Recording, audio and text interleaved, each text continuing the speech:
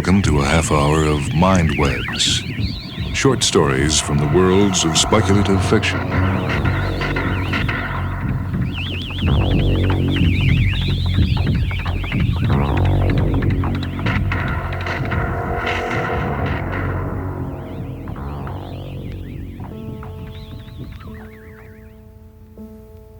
This story comes from the 12th series of the best from fantasy and science fiction, edited by Avram Davidson.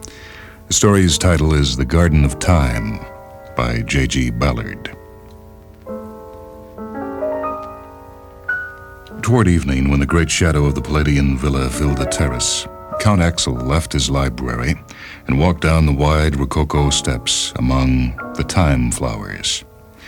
A tall, imperious figure in a black velvet jacket, a gold tie-pin glinting below his George V beard, cane held stiffly in a white-gloved hand.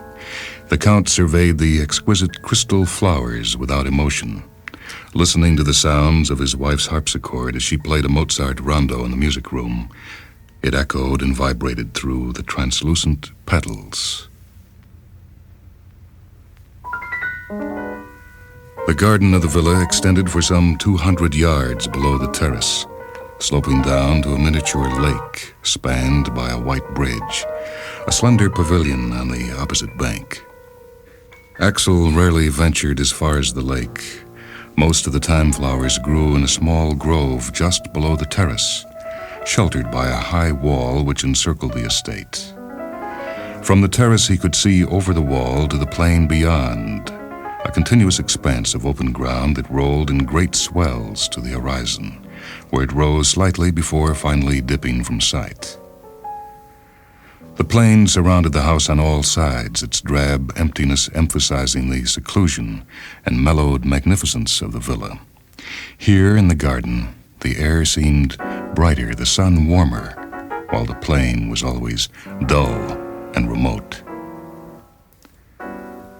As was his custom before beginning his regular evening stroll, Count Axel looked out across the plain to the final rise, where the horizon was illuminated like a distant stage by the fading sun.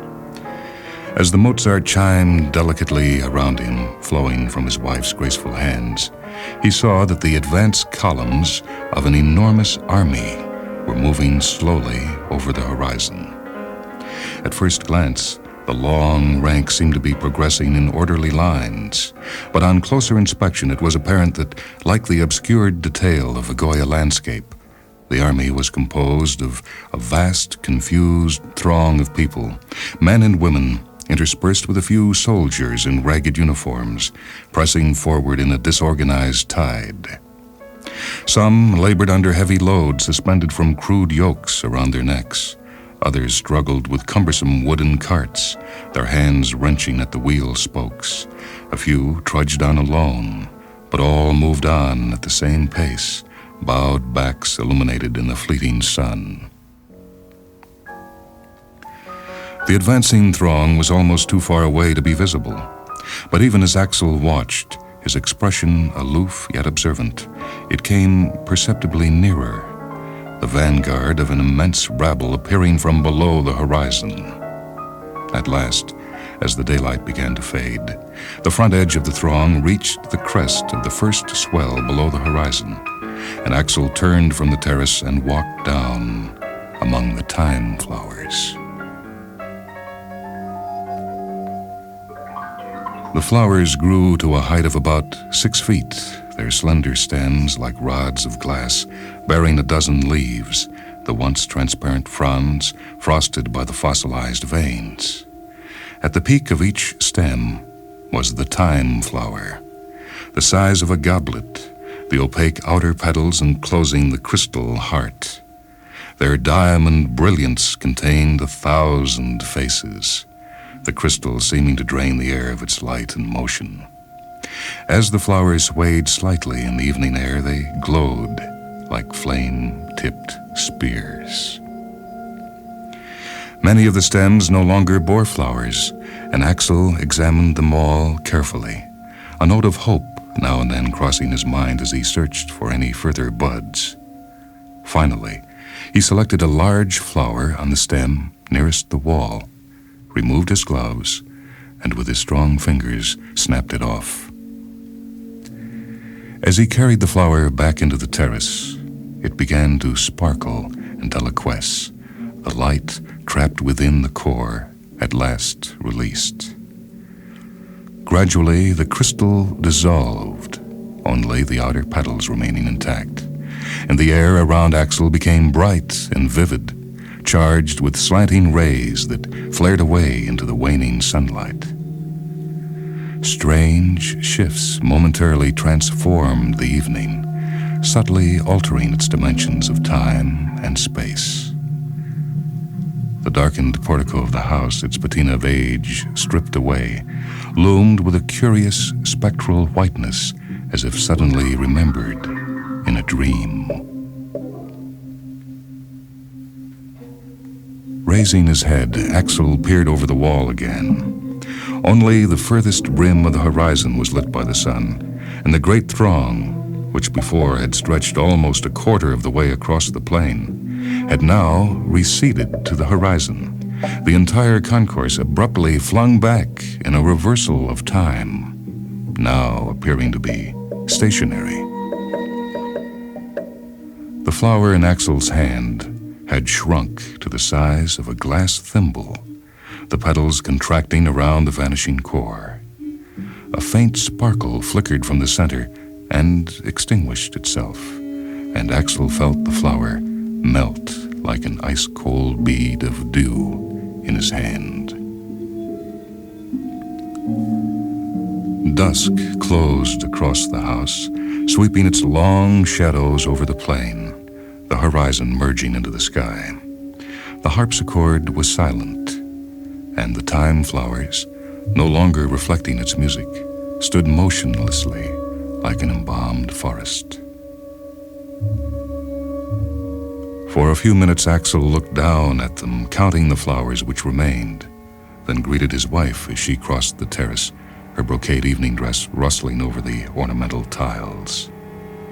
What a beautiful evening, Axel. She spoke feelingly, as if she were thanking her husband personally for the great ornate shadow across the lawn and the dark, brilliant air. Her face was serene and intelligent, her hair swept back behind her head into a jeweled clasp touched with silver. She wore her dress low across her breast, revealing a long, slender neck and high chin. Axel surveyed her with fond pride. He gave her his arm, and together they walked down the steps into the garden. One of the longest evenings this summer. I picked the perfect flower, my dear, a jewel. With luck, it should last us for several days. A frown touched his brow, and he glanced involuntarily at the wall. Each time now, they seem to come nearer. His wife smiled at him encouragingly and held his arm more tightly. Both of them knew that the garden was dying.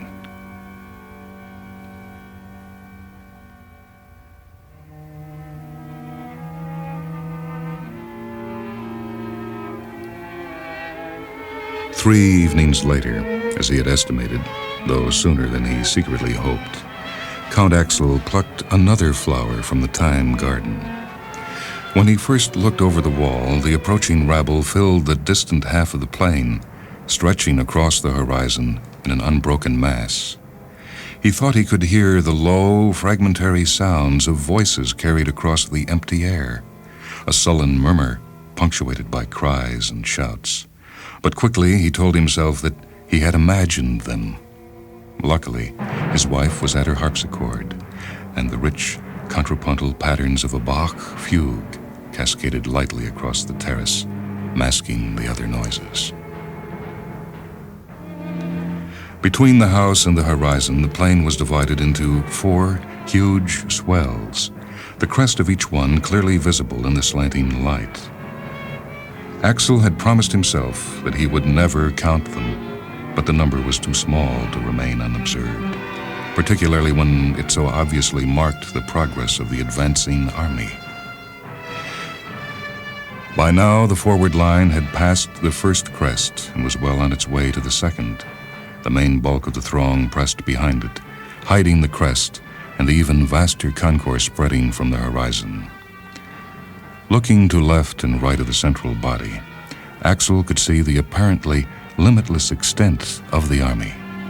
What had seemed at first to be the central mass was no more than a minor advance guard, one of many similar arms reaching across the plain.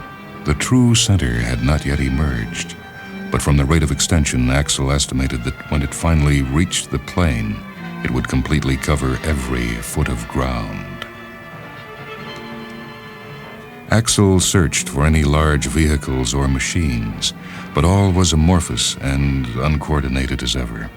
There were no banners, no flags, no mascots or pike bearers.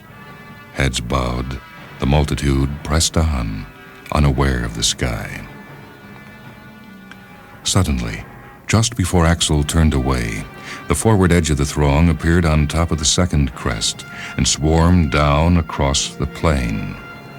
What astounded Axel was the incredible distance it had covered while out of sight. The figures were now twice the size, each one clearly within sight. Quickly, Axel stepped from the terrace, selected a thyme flower from the garden, and tore it from the stem.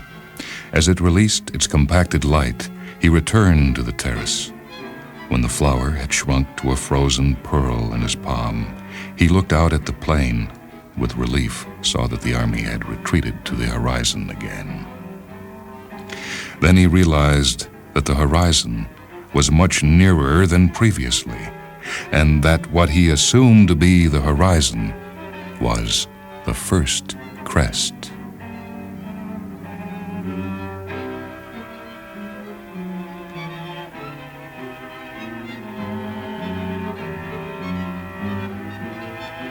When he joined the Countess on their evening walk, he told her nothing of what had gone before, but she could see behind his casual unconcern and did what she could to dispel his worry. Walking down the steps, the Countess pointed to the thyme garden. What a wonderful display, Axel. There are so many flowers, still. Axel nodded, smiling to himself at his wife's attempt to reassure him. Her use of still had revealed her own unconscious anticipation of the end.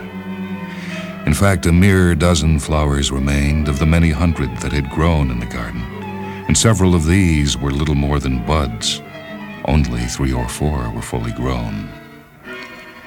As they walked down to the lake, the Countess's dress rustling across the cool turf, he tried to decide whether to pick the larger flowers first or leave them to the end. Strictly, it would be better to give the smaller flowers additional time to grow and mature, and this advantage would be lost if he retained the larger flowers to the end, as he wished to do for the final repulse. However, he realized that it mattered little either way. The garden would soon die, and the smaller flowers required far longer than he could give them to accumulate their compressed cores of time. During his entire lifetime, he had failed to notice a single evidence of growth among the flowers. The larger blooms had always been mature, and none of the buds had shown the slightest development. Crossing the lake, he and his wife looked down at their reflections in the still black water. Shielded by the pavilion on one side and the high garden wall on the other, the villa in the distance, Axel felt composed and secure. The plain with its encroaching multitude a nightmare from which he had safely awakened. He put one arm around his wife's smooth waist and pressed her affectionately to his shoulder, realizing that he had not embraced her for several years, though their lives together had been timeless, and he could remember as if yesterday when he first brought her to live in the villa. Axel, before the garden dies, may I pick the last flower? Understanding her request, the Count nodded slowly.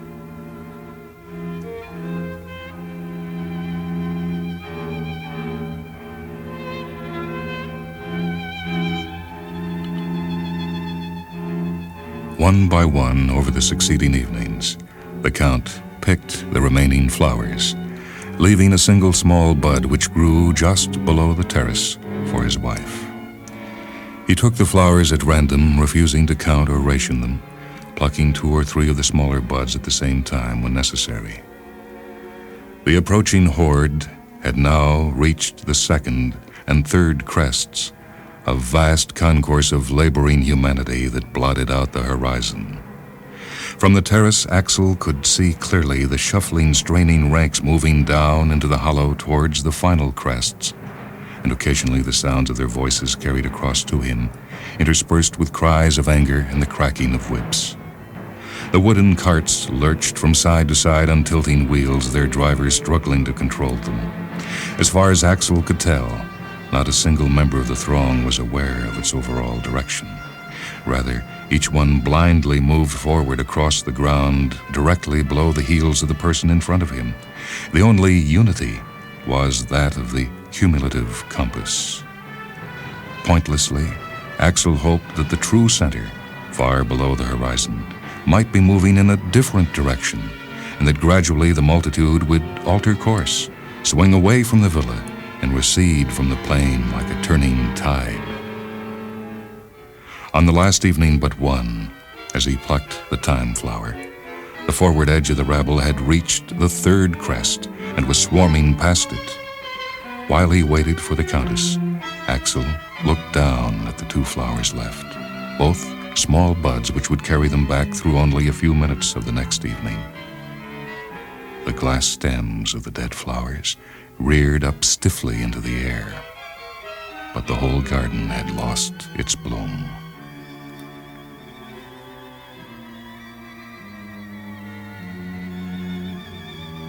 Axel passed the next morning quietly in his library, sealing the rarer of his manuscripts into the glass-top cases between the galleries. He walked slowly down the portrait corridor, polishing each of the pictures carefully, then tidied his desk and locked the door behind him. During the afternoon, he busied himself in the drawing rooms, unobtrusively assisting his wife as she cleaned their ornaments and straightened the vases and busts. By evening, as the sun fell behind the house, they were both tired and dusty, and neither had spoken to the other all day. When his wife moved toward the music room, Axel called her back. Tonight, we'll pick the flowers together, my dear. One for each of us. He peered only briefly over the wall.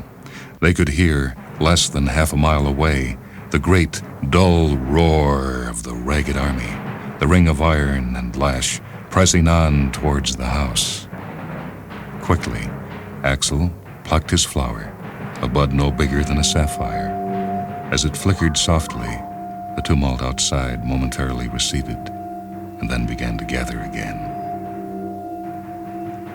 Shutting his ears to the clamor, Axel looked around at the villa, counting the 6 columns in the portico, then gazed out across the lawn at the silver disk of the lake, its bowl reflecting the last evening light, and at the shadows moving between the tall trees lengthening across the crisp turf.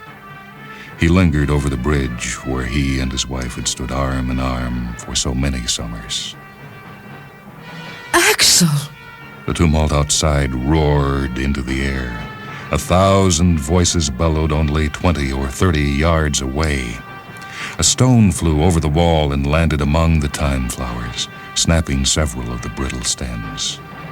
The Countess ran towards him as a further barrage rattled along the wall. Then a heavy tile whirled through the air over their heads and crashed into one of the conservatory windows. Axel! He put his arms around her, straightening his silk cravat when her shoulder brushed it between his lapels. Quickly, my dear, the last flower. He led her down the steps and through the garden. Taking the stem between her jeweled fingers, she snapped it cleanly, then cradled it within her palms. For a moment the tumult lessened slightly, and Axel collected himself. In the vivid light sparkling from the flower, he saw his wife's white, frightened eyes. Hold it as long as you can, my dear, until the last grain dies. Together, they stood on the terrace, the Countess clasping the brilliant, dying jewel, the air closing in upon them as the voices outside mounted again.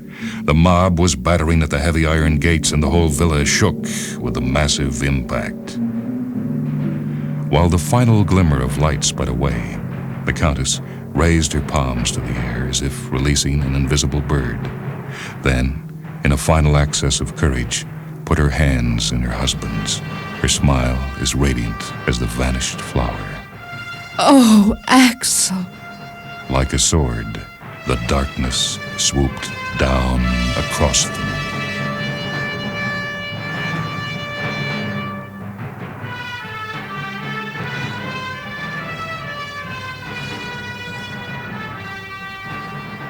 Heaving and swearing, the outer edge of the mob reached the knee-high remains of the wall enclosing the ruined estate, hauled their carts over it and along the dry ruts of what had once been an ornate drive. The ruin, formerly a spacious villa, barely interrupted the ceaseless tide of humanity.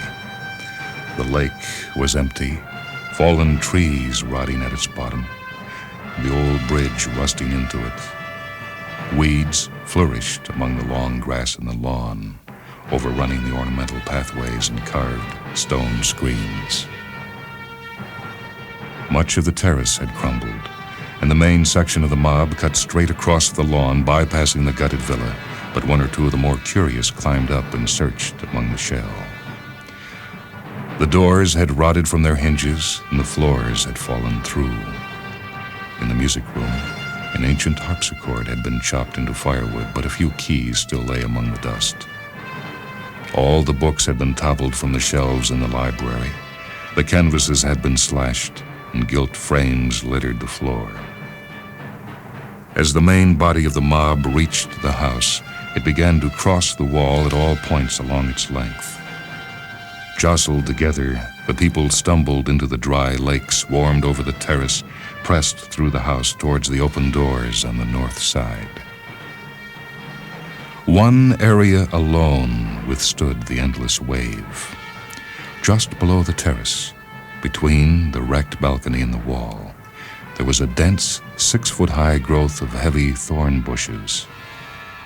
The barbed foliage formed an impenetrable mass, and the people passing stepped around it carefully, noticing the belladonna entwined among the branches.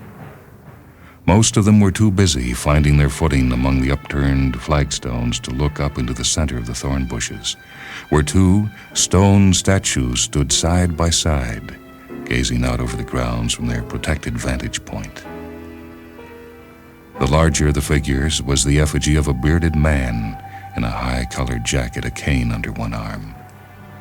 Beside him was a woman in an elaborate full-skirted dress, her slim, serene face unmarked by the wind and rain. In her left hand, she lightly clasped a single rose, the delicately formed petals so thin as to be almost transparent. As the sun died away behind the house, a single ray of light glanced through a shattered cornice and struck the rose, reflected off the whirl of petals onto the statues, lighting up the gray stone so that for a fleeting moment it was indistinguishable from the long vanished flesh of the statue's originals.